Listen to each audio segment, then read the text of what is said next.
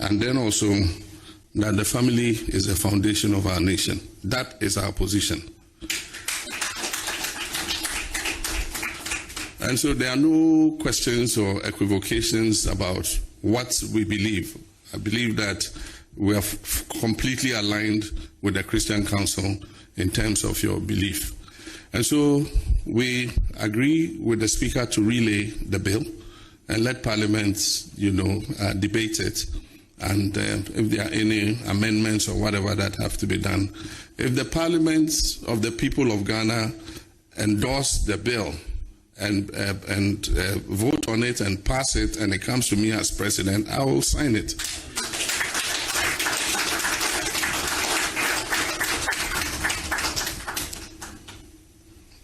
Now, the issue on the National Cathedral. The National Cathedral Board of Trustees ordered an audit into the accounts of the National Cathedral. The audit was published, and there were some issues that bubbled out of the audit. But there are two kinds of audit. There's a normal audit that you yourself choose your auditor and ask him to come and audit you. And then he audits and presents the report to you. There's that kind of auditor. Then there's the auditor who is asked to come and do a forensic audit. And so we got a copy of the audit that had been commissioned by the Board of Trustees. And as president, I directed that a forensic audit be conducted. We want to know what happened. Before we go forward, we must know what happened. And so we're waiting for the report of the forensic audit. Once that forensic audit has been done, then we can decide what the way forward is. I am a Christian, and I believe that building a house where we can worship God is a good thing. I was one of the chief fundraisers for my own Assemblies of God church building where I worship at Ringway Gospel Center. And I built 10 rural, we call them temples, in 10 villages for the Assemblies of God Church. Of course, I solicited support from different people, and we built them. They have quarters for the pastor. He's got his bedroom, he's got his kitchen, he's got his living room, and then we have the church hall that can seat up to about 150 people. And so I do believe in building, an interdenominational place where we can worship. But it must be done in consultation with all of us. All of us must decide, how we want to do it, what the scope is, and how much it should cost. I believe that at this time and age, with all the problems we have, $400 million to build a cathedral is excessive. I know Nigeria have built an ecumenical center, and I've been there. It's a decent, beautiful place, and they built it for $40 million. And so maybe some of the things are excessive, Let's find somewhere, all of us, on National Day of Thanksgiving and Worship, we can all go there and worship God and thank Him for what He has done for us. And so when that forensic audit is over, our intention is to have a broad-based consultation with the Christian community to see how we can build a place that is decent for us to worship. But apart from that, make it a center where people can come and, look at its architecture and all that, and find that Christ, has a place in our hearts, in our nation. And so when the time comes, we'll do that consultation, and we'll decide together how we want to go forward.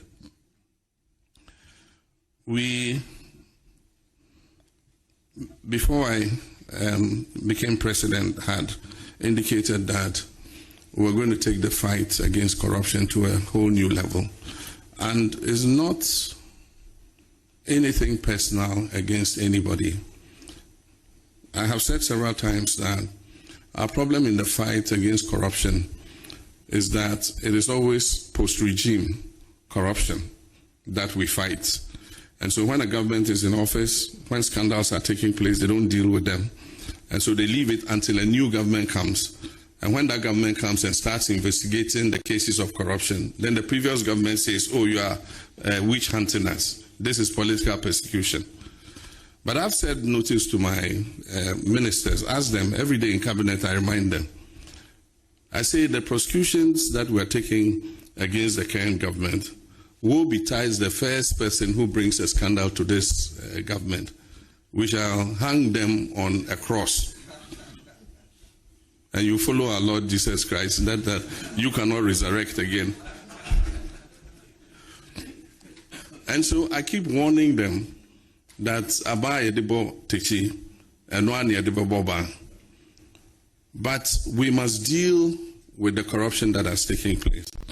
And my belief is that if we want our people to continue to have faith in our democracy, then we must show that the political elite is capable of governing accountably.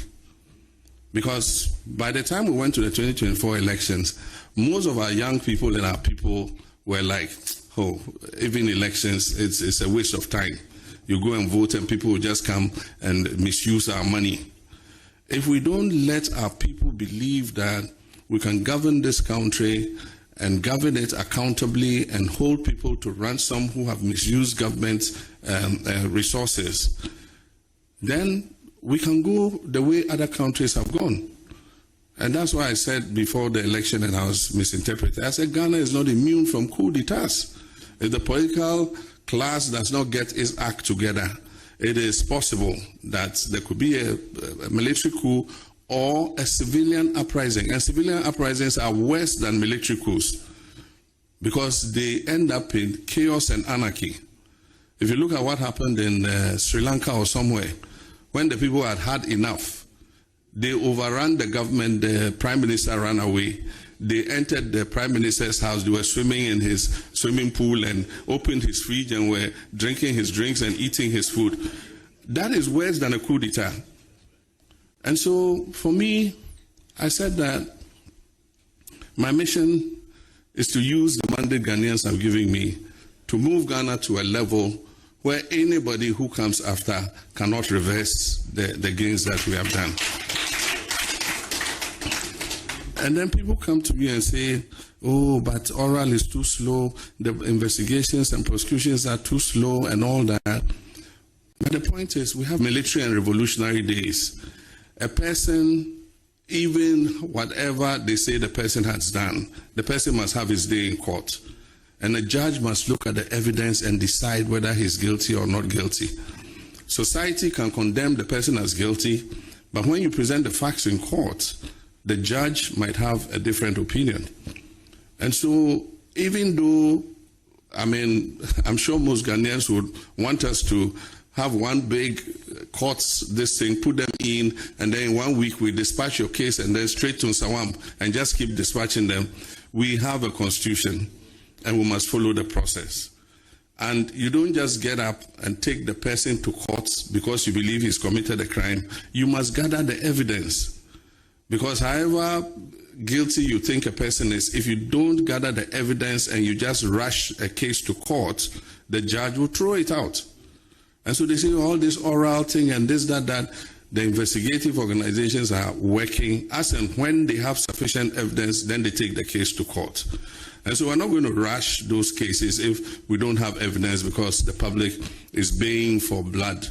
We're going to go through, gather the evidence, prepare the dockets properly, so that when we take these people to court, we're sure of what it is we've accused them, that we give them the logistics that they deserve. Many of them have asked for more trained investigators and to train some more of their investigators in evidence gathering and docket building and all that. And so we're taking cognition of that and we would assist them in that regard. With regards to the mission schools, the Catholic Secretariat was here, they raised the same issue, and so it's something that we have referred to the Minister of Education. He actually sat in the meeting with the Catholic Secretariat, and if I'd known it would be one of the issues you raised, I'd have made him come here so that he'll give us an update on what has happened since then. We know that an MOU was signed at a certain time, so we've asked him to bring the MOU, update it, and bring an information paper to Cabinet to apprise Cabinet of what progress was made with regards to giving bigger control back to the missions in respect of their schools. So once he does that, Cabinet will look at it and take a decision. I'm sure there'll be more consultation between yourselves and the Ministry of Education, so that when you come up with a consensus that we all can stand behind, then we will move forward. I think it's in the right direction, because if you look at secular control of schools, in many cases you have a breakdown of discipline. In many cases, morality is not as enforced as it should. I mean, you have a situation where a student takes a gun and takes it to school and fires it and blinds one of his colleagues. I mean, very outrageous things, happen. And so I believe that, yes, like you said, the kind of cooperation we have when it comes to the healthcare sector is something that we can have in the education sector. And by the way, we have not taken a decision yet, but it's going to come to Cabinet. We've asked the Ministry of Education to do an assessment of all the outstanding Agenda 111 hospitals. I think AESL is doing that work. And so when they bring the report, there are some that are near completion that government will just go ahead and complete. And there are others too that are at various stages. The foundation has been finished, some are at lintel, different segments. And I was saying that because of the cooperation we enjoy with the faith-based organizations that run hospitals, if there are some of these hospitals in areas where you find that it is useful for you to expand your health outreach, you might agree to take one of the hospitals and complete it and add it to the hospitals that you manage.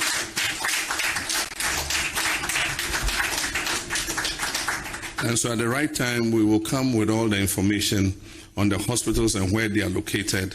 And then once you've gone through, you can look at where your congregations are and where you think that if you take the hospital, it will enhance the medical outreaches that you're doing. The last one is a tragedy, and it was avoidable. It just shouldn't have happened.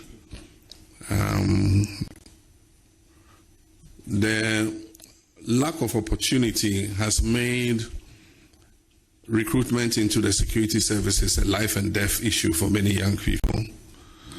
And so for many years, many young people have been wanting to go into the security services.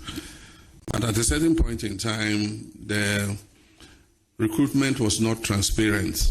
You hear the portal is open, then nobody hears anything. Before you hear, people are in camp training. People have been selected and in camp training. And so we, during the campaign, said that we're going to make the recruitment more open and transparent, and that we're going to do the recruitment in all the regions simultaneously. So we would announce a date. When you go on the portal, it will tell you whether you are qualified, because there are certain basic qualifications. And so if you go on the portal, it will give you a serial number and tell you you are qualified. And so we said when the time comes, we'll show them where to come so that we do the recruitment. And so in all the other regions, I think things went fairly well. The two regions where we had problems were in Ashanti and Greater Accra. Most people haven't heard, but in Ashanti, one female was also trampled upon, and she remains in critical critical but stable condition. But Accra was where the major problem was. I mean, you have a stadium like Elwak. Elwak has only 2 entrances, and it was obvious by morning that, the venue was inadequate to take the numbers.